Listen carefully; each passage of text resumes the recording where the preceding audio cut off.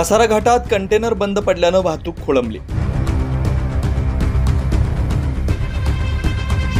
मागील काही दिवसांपासून नाशिक मुंबई महामार्गावरील जुन्या कसारा घाटाचं काम सुरू आहे, त्यामुळे या ठिकाणी सातत्यानं वाहतूक कोंडी निर्माण होत असल्याचं पाहायला मिळतंय।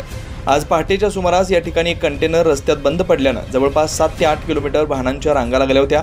येथील वाहतूक सुरळीत करण्यास जवळपास 3 ते 4 तासांचा कालावधी लागल्यानं वाहन चालकांना याचा मोठ्या प्रमाणात मनस्ताप सहन करावा लागला। 2 तास झाले कसारा घाटामध्ये गाडी 16 टायर हायवा बंद पडलेली आहे।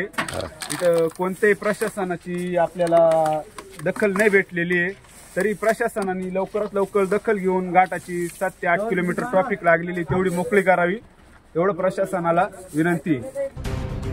त्यामुळे या ठिकाणी वाहतूक पोलीस तैनात करावेत अशी मागणी वाहन चालकांनी केली। 9 न्यूज महाराष्ट्र ब्युरो, नाशिक।